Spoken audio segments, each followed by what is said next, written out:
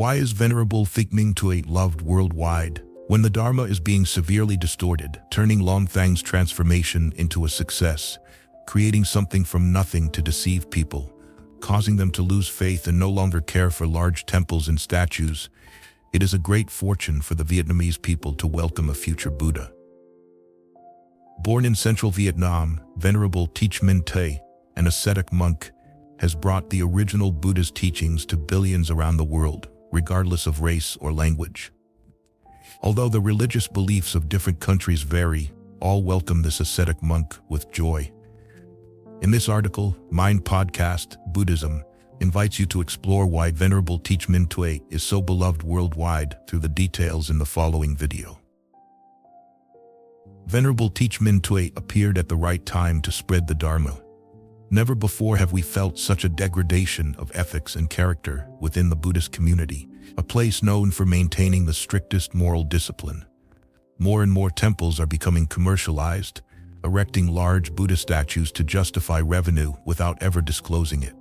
Some monks and nuns break precepts, indulge in the 5 desires, then disrobe, taking hundreds of billions of dong amassed during their monastic life.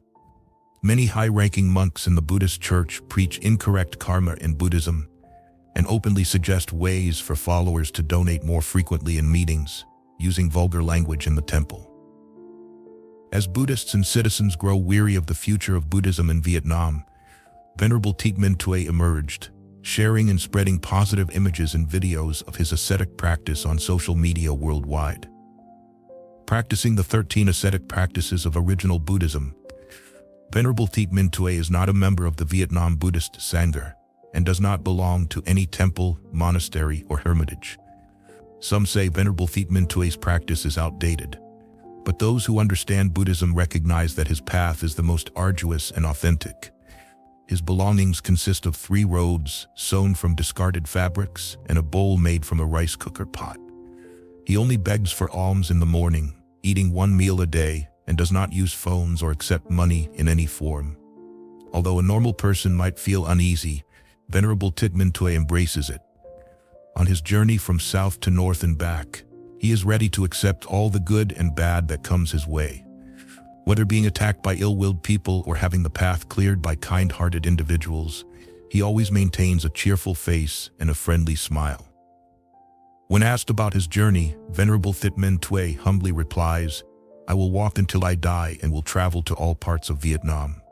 Because of his great vow, many sincere monks, priests, professors, lecturers, and lawyers from around the world praise him wholeheartedly. Among them is Venerable Thích Minh Dao, abbot of Minh Dao Monastery in Bà Rịa Vũng Tàu province, who believes Venerable Thích Minh Tuệ embodies the spirit of Mahakasyapa, one of the Buddha's foremost disciples.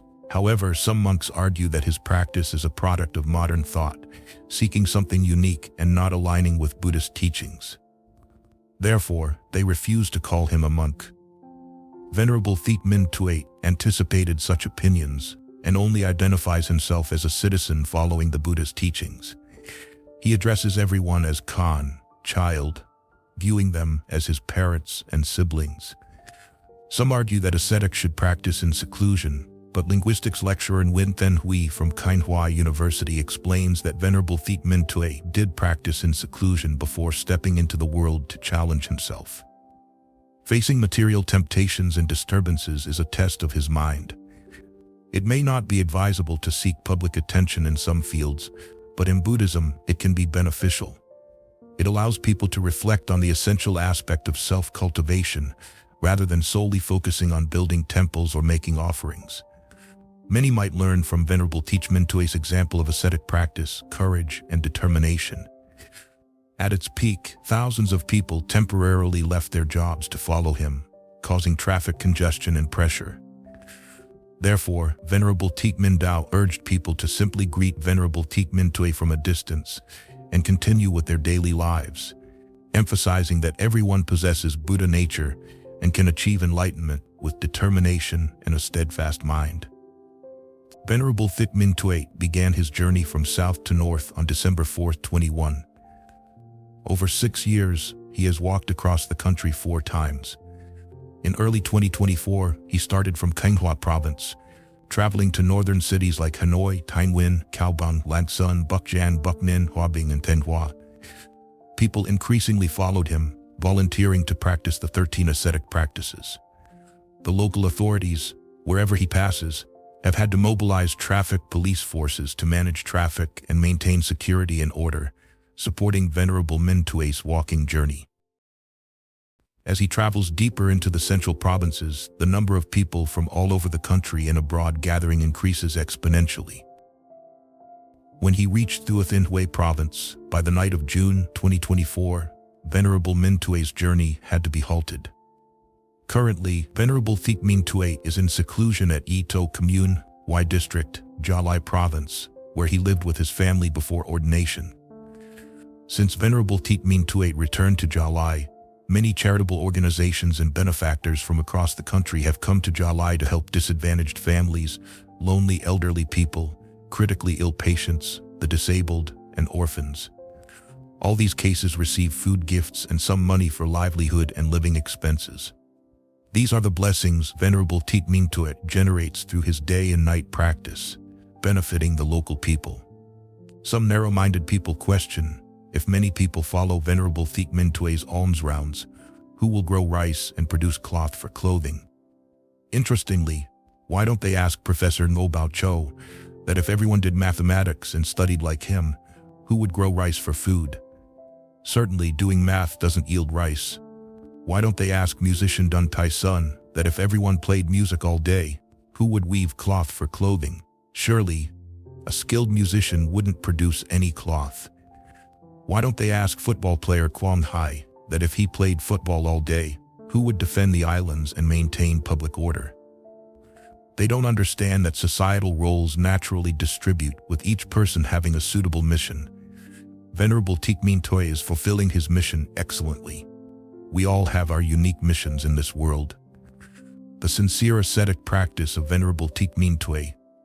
Before a monk embarks on the path of monasticism, regardless of the religion, they seek to find the truth to perfect themselves according to their faith. No one initially determines to practice to save all beings. Humility prevents them from thinking that way. The first task is to overcome hardships to seek the truth for themselves. The ultimate truth is realized after one's life ends. In each practice, every person and religion has its own faith. Venerable Thích Minh Tuệ practices to learn, to train his health and self following the Buddhist teachings, cultivating both ethics and mind and wisdom. Venerable Thích Minh Tuệ wants to follow the practice of Buddha Shakyamuni. He fears that if he doesn't practice now, after losing his physical body, he won't have the opportunity again. This thought alone shows Venerable Thích Minh Tue's dedication and absolute faith in the Buddha's path. He attained enlightenment as soon as he comprehended this. He worries that life is too short to fully learn and practice. This realization alone is enough to show that Venerable Thích Minh Tuệ is a rare, genuine monk of this era. He has practiced this for over 6 years. This will undoubtedly be the lifelong path of his monastic life. Venerable Thích Minh Tuệ deserves to be a true disciple of Buddha Shakyamuni. Believe without seeing. At this moment, Venerable Thích Minh Tuệ does not yet dare to think about practicing to bring happiness to others. He only hopes to practice to repay the debt of gratitude to his parents. This faith and filial piety have helped Venerable Thích Minh Tuệ achieve both ethical and filial practice. His humility has helped him achieve virtue. His renunciation of material things, fame, and desires, eliminating greed, anger, and delusion, has helped him attain peace. His ascetic practices over the past 6 years, eating 1 meal a day and walking tens of kilometers, studying and meditating under trees, in abandoned houses and cemeteries, have helped Venerable Thích Minh Tuệ eradicate suffering. These factors combined are enough for Venerable Thích Minh Tuệ to achieve sainthood and become a future Buddha. Millions of Buddhist followers worldwide hope that in the near future, Venerable Thích Minh Tuệ will appear as a fully enlightened Buddha. He will embody all the principles and methods to teach current and future disciples. His mission is extremely difficult and arduous, but Venerable Thích Minh Tuệ glory is immense. To help Venerable Thích Minh Tuệ quickly attain Buddhahood, it is essential to have the support of the Vietnamese government, the Vietnam Buddhist Sangha, and the Vietnamese people. Firstly, the Vietnamese people should not neglect their work out of curiosity to follow him. Quietly greet Venerable Minh Tuệ from afar and send the best wishes to everyone. Do not use social media to curse, criticize, or compare monks in other religions, creating bad karma. Do not exploit Venerable Minh Tuệ's fame for business or profit, as this is truly sinful. Respect and protect Venerable Thích Minh Tuệ as a future Buddha, a national treasure, which includes each of our own blessings. Secondly, the Vietnam Buddhist Sangha should reflect on some monks and nuns to see if they are adhering to the precepts, preaching correct teachings. Do not rush to criticize an ascetic monk who does not accept money or use a phone, while your practice is still clouded by wealth and fame, still using cars, phones, and limited edition watches. Do not be sad when temples see reduced donations, as this will purify and enhance the Sangha's reputation, removing those who falsely practice for personal gain. Reduce unnecessary temple construction funds to build hospitals, schools, and help the poor. Manage the monks in the Sangha following Venerable Thích Minh Tuệ to prevent bad elements from disrupting his practice. Respect and protect Venerable Thích Minh Tuệ's freedom to practice, assisting him on his path domestically and internationally. He is a treasure of the Vietnam Buddhist Sangha, reviving the truth of Vietnamese Buddhism, making it known to billions worldwide. Thirdly, the Vietnamese government should provide the best security to ensure Venerable Thích Minh Tuệ's safe practice. He should not be hindered anywhere in Vietnam, as he will be a national treasure in the near future. Venerable Thích Minh Tuệ is attracting many domestic and international tourists, benefiting the country and localities. Appreciate Venerable Thích Minh Tuệ for achieving what the Ministry of Culture and various agencies could not. He spreads values of love, ethics, sincerity, and combats falsehood, creating a positive energy wave in the Vietnamese people. This is truly precious. The feelings of the people when they receive the positive energy from Venerable Thích Minh Tuệ have never allowed us to clearly distinguish between right and wrong as now. Venerable Thích Minh Tuệ has only appeared for a short time, but he has helped us awaken and realize many things. Venerable Thích Minh Tuệ has brought the pure light of Buddhist Dharma to illuminate the deepest corners of the 3 regions of the country. He has helped us learn about the 5 precepts of Buddhism, gradually let go of greed, anger, and delusion, and reduce the pursuit of fame and materialism. Although everyday life still has many difficulties and hardships, every time we look at his example, we feel more peaceful, satisfied with ourselves and our lives. We have learned to care for and share with the less fortunate, knowing that giving brings more joy in life. For the first time in our lives, we know what ascetic practice truly is. Just a simple vegetarian meal, yet he receives it with such joy, bringing us overwhelming happiness to the point of tears. Venerable Thích Minh Tuệ always wishes everyone peace and happiness. He has shown us the true path to follow, to practice, and to achieve liberation in this very life. The positive energy of Venerable Thích Minh Tuệ has spread across the planet. Therefore, many poets, musicians, and singers in the country and the world have been inspired to create and sing songs praising an ascetic practitioner. Sculptors have also devoted all their efforts to carve statues of various sizes and dignified appearances of Venerable Thích Minh Tuệ. Artists, both domestic and international, deeply admire his virtue. They have painted portraits with various materials of a rare ascetic monk. Fashion designers, inspired by him, have designed various outfits and bags similar to the robe that Venerable Thích Minh Tuệ often wears. We thank Vietnam with its 1,000-year-old culture for distilling and embracing the quintessence of the Lakhon lineage to produce an outstanding ascetic monk. That is the ascetic practitioner, Venerable Thích Minh Tuệ. Sharing about the ordination journey of Venerable Thích Minh Tuệ. Sentence 1. In mid-July 2015, while working, I happened to hear about Buddhism. I vowed to eat 1 vegetarian meal a day, read Buddhist scriptures, and observe the precepts for 6 months. Sentence 2. I realized that the purpose taught by the Buddha was very noble, so I wanted to become a monk and decided to ordain. Sentence 3. At first, my parents did not allow it, but later they agreed. My parents shared the inheritance with me, like my siblings, but I refused. I only asked them to sign the papers allowing me to ordain. Sentence 4. When I first started studying, I didn't understand much. I was like a first grader, then a second grader, gradually learning more. People also guided me, and I began to understand more. Sentence 5. I studied at the temple for a while and was given the Dharma name Thích Minh Tuệ.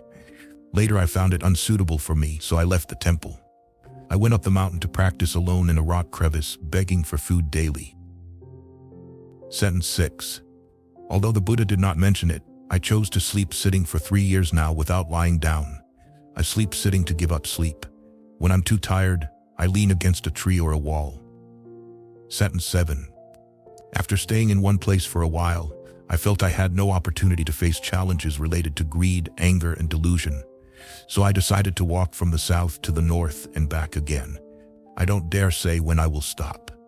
Sentence 8. I want to keep my old Dharma name, so I say my name is Thích Minh Tuệ instead of my secular name, Lan Tu. Sentence 9. Before becoming a monk, I had a job like everyone else. But I wasn't happy because I realized that no matter who has a job, is a public servant, or has a stable life, they all get sick, grow old, and die alike. I would be like them. Sentence 10. I want to learn the profound, miraculous teachings of the Buddha, the ultimate meditation, wisdom to escape suffering, and achieve peace and happiness. Sentence 11. I follow the Buddha's teachings to find peace and happiness, not because I know it myself. I haven't entered meditation yet because I'm still learning. Sentence 12. I became a monk to seek liberation. Only when I attain enlightenment can I repay my parents' kindness. Sentence 13. Every day, I only beg for one vegetarian meal to sustain my practice. I don't store, save, or ask for more. Sentence 14. I absolutely do not accept money, gold, or any items from anyone in any form. Sentence 15. The clothes I wear are self-made from fabric scraps I picked up from cemeteries or roadside dumps. Sentence 16. I don't wear clothes similar to other monks or say which temple I'm from because I don't want to disrespect the monks and temples. People might accuse me of exploiting or doing wrong, and I don't want to affect them. Sentence 17. The bowl I use for receiving food is made from the inner part of a rice cooker someone gave me. It is not the bowl of venerable monks. Sentence 18. Life is impermanent. We could die anytime, so I must become a monk early. If I die tomorrow, I won't have the chance to practice anymore. Sentence 19. Someone asked if I see anything while sleeping in the cemetery. Saying I don't see anything wouldn't be true. Sometimes I see a black shadow passing by, but it doesn't affect me, so whether I see or not doesn't matter. Sentence 20. Now I see everyone as my brothers, sisters, and parents. Sentence 21. I no longer have selfishness or hatred. I see all people in the world as equals. Sentence 22. If people scold me, I still see them as friends. Sentence 23. If someone hits me, I still wish them all the best.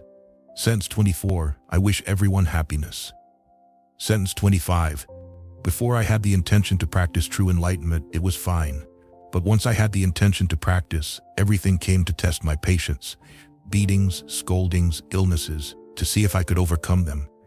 Can I conquer the 4 sufferings of birth, aging, sickness, and death? For example, illness comes first to see if I'm afraid of it. Sentence 26.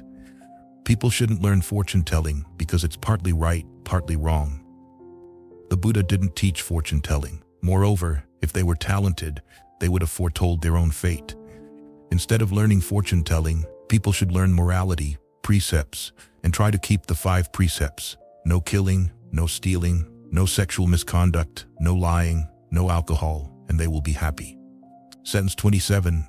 Keeping the precepts is the first important thing in morality, concentration, and wisdom. Without keeping the precepts, one cannot become a Buddha. Sentence 28. Being vegetarian while keeping the precepts also leads to success in Buddhist practice.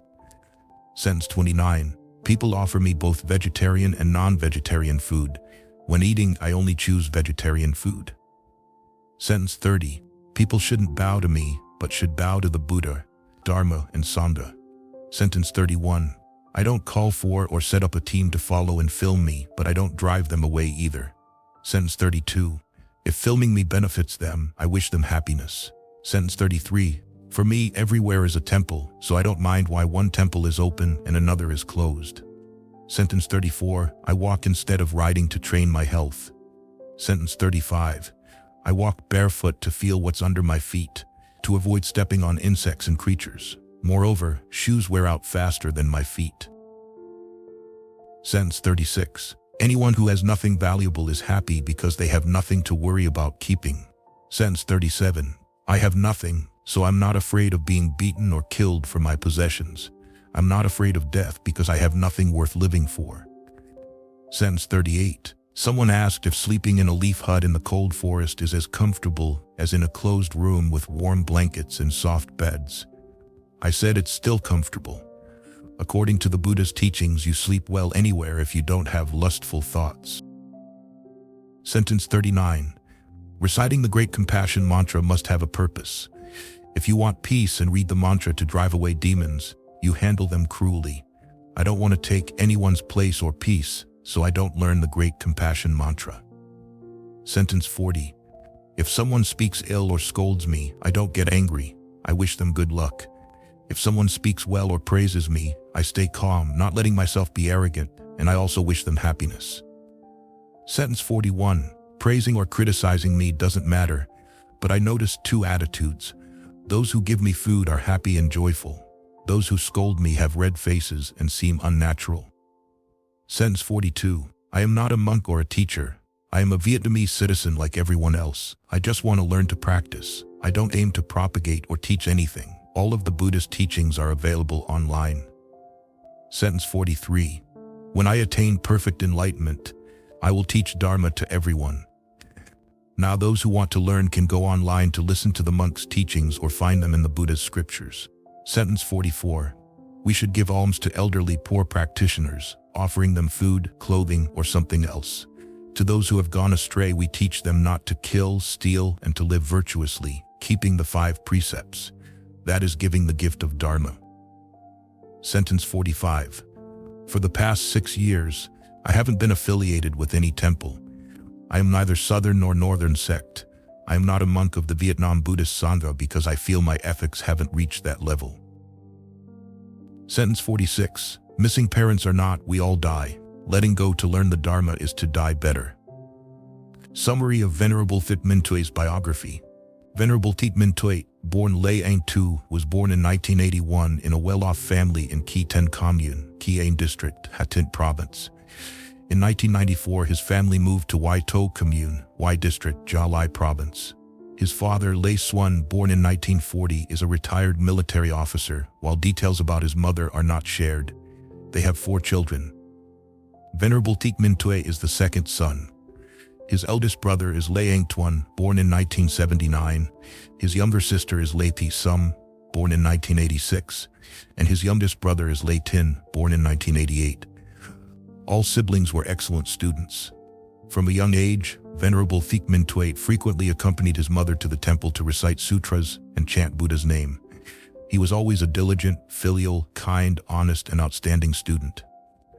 After graduating from high school, Venerable Thích Minh Tuệ voluntarily enlisted in the army. He became an excellent soldier with the rank of sergeant and served as a platoon leader. After completing his 3-year military service, Venerable Thích Minh Tuệ studied at the Intermediate School of Forestry in Pleiku City, Gia Lai Province. Upon graduation, he was invited to work for a surveying company in Ia Khar District, Dak Lak Province. A noteworthy aspect of Venerable Thích Minh Tuệ is that from adolescence to adulthood, he showed no interest in women, unlike his peers. Besides studying and daily chores, Venerable Thích Minh Tuệ dedicated all his time to studying Buddhist scriptures, meditation, and ascetic practices. He spent considerable time learning about the 13 ascetic practices, which are rigorous practices to train the body and mind, helping individuals abandon afflictions, defilements, desires, anger, jealousy, and fame, leading to enlightenment and liberation. When the Buddha Shakyamuni was still alive, he transmitted the 13 ascetic practices to his chief disciple, Mahakassapa, as follows. 1. The practice of wearing rag robes. Wearing robes made from discarded cloth found in cemeteries or dumps. The vow is, I vow to refuse the offerings of robes from householders. I vow to practice wearing rag robes.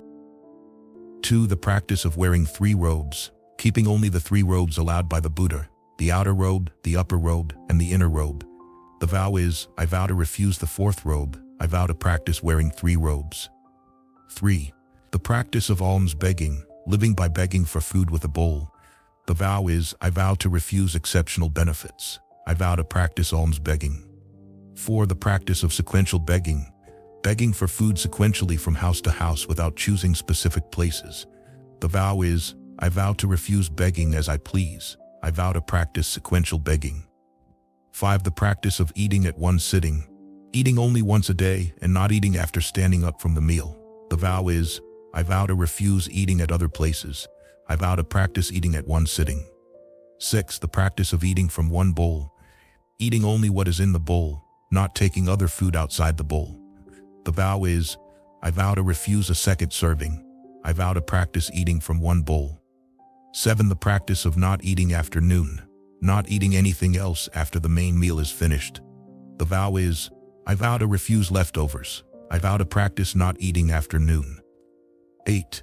The practice of dwelling in the forest, living only in a secluded forest, not in villages or towns. The vow is, I vow to refuse dwelling in villages. I vow to practice dwelling in the forest. 9. The practice of dwelling at the foot of a tree, living under a tree, not in built structures like huts, monasteries, or temples. The vow is, I vow to refuse places with shelter. I vow to practice dwelling at the foot of a tree. 10. The practice of dwelling in the open air, living in the open without any shelter or tree cover. The vow is, I vow to refuse places with roofs or trees. I vow to practice dwelling in the open air. 11. The practice of dwelling in a cemetery, living only in a cemetery. The vow is, I vow to refuse places that are not cemeteries. I vow to practice dwelling in a cemetery.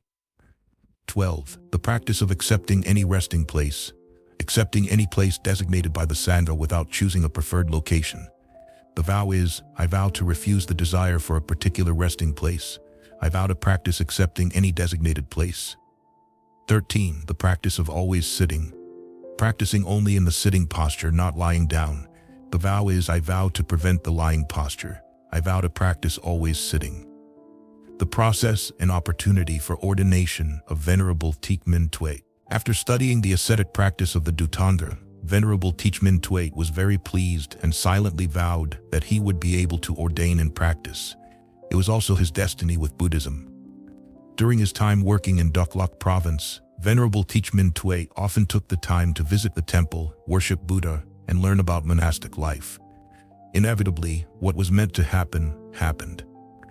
During a surveying job, Venerable Thích Minh Tuệ was unexpectedly struck by lightning during a thunderstorm. He fell unconscious. When his consciousness left his body for a few minutes, Venerable Thích Minh Tuệ clearly saw the impermanence of human life. After regaining consciousness, Venerable Thích Minh Tuệ was completely changed. He no longer felt interested in wealth, fame, or the conveniences of modern society. He only wanted to ordain immediately to seek enlightenment and liberation, to no longer live in the cycle of birth, aging, illness, and death, and believed this was the most perfect way to repay his parents for their birth and nurturing. Venerable Thích Minh Tuệ began to practice eating one vegetarian meal a day and observing the 5 precepts for 6 months before ordaining. He mentally and spiritually prepared himself to ask his parents for permission to ordain. At that time, his parents called him back to formalize the procedures to divide the land among the 4 siblings. Venerable Thích Minh Tuệ felt that the opportunity for ordination had come, so he hurried back home for the family meeting. He refused to accept any assets and only asked his parents to sign the permission for him to ordain. Initially, his parents were shocked and refused. He used his wisdom to explain and persuade his parents. After much pleading, Mr. and Mrs. Lê Xuân finally agreed to sign the permission. They said that ordination was extremely challenging, but if he was determined and steadfast, they would accept it. They only wished for him to practice diligently and never break his precepts or give up halfway, wishing him to complete his mission and soon attain enlightenment on the path to liberation. With the support of his parents and family, Venerable Thích Minh Tuệ was overjoyed. He left behind a phone, a refrigerator, a guitar, and 8 meters of yellow fabric as mementos for his parents. He then bid farewell to his parents and family to begin his journey to ordination at the end of 2015. Initially, he sought ordination at a monastery in Ho Chi Minh City, following the Kutsi tradition, where he was given the Dharma name Thích Minh Tuệ. He practiced diligently and worked hard at the monastery. After more than 7 months, feeling that the monastery's practice was not suitable for his abilities, Venerable Thích Minh Tuệ asked for permission to leave the monastery to seek a new path. He then found a temple in Nha Trang, Thanh Hóa province, to continue his practice. Every morning, he would go on alms round for vegetarian food, taking only one meal at noon. After about a year of practice in Nha Trang, Venerable Thích Minh Tuệ began practicing the 13 Dhutanga practices. Initially, he practiced barefoot walking from Nha Trang to Ho Chi Minh City and back. Why did Venerable Thích Minh Tuệ vow to walk for life? In the early days of his ascetic practice, during his walks, he would occasionally take the bus when tired.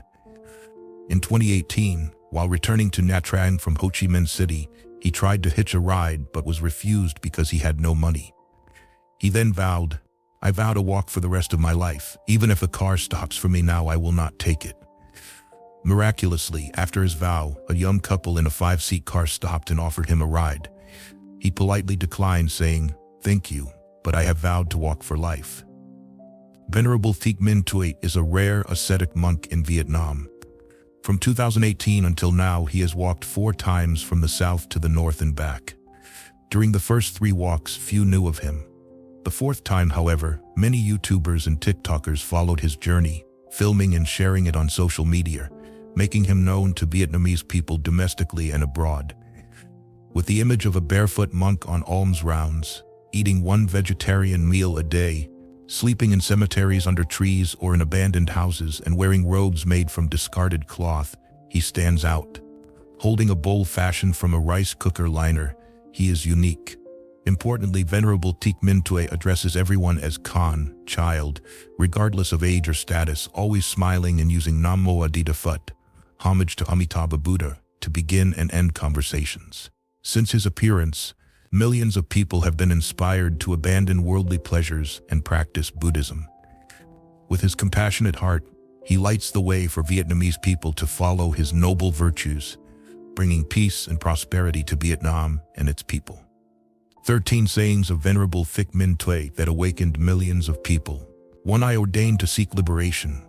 2. Though I ordained, I only ask for 1 meal a day and do not accept money from anyone. 3. Though I ordained, the robes I wear are self-made from cloth I find at cemeteries and along roadsides. 4. Though I ordained, my alms bowl is made from a rice cooker liner given to me. 5. I ordained because life is impermanent. We live today, but who knows about tomorrow, so I must ordain early. If I die tomorrow, I won't have the chance to practice. 6. I ordained in the hope of attaining true enlightenment to repay my parents for their kindness. 7. I ordained because now I see everyone as my siblings and parents. I ordained so that my heart would no longer harbor selfishness, greed, and hatred, because I see everyone in this world as equal. 9. Though I ordained, if someone scolds me, I still consider them my friend. 10. I ordained because even if someone hits me, I still wish them well. 11. I ordained to advise everyone to strive to keep the 5 precepts: not to kill, not to steal, not to engage in sexual misconduct, not to lie, and not to consume alcohol or stimulants. 12. I ordained to wish happiness for everyone. Though I ordained, people should not bow to me, but rather bow to the Buddha, Dharma, and Sangha in all 10 directions.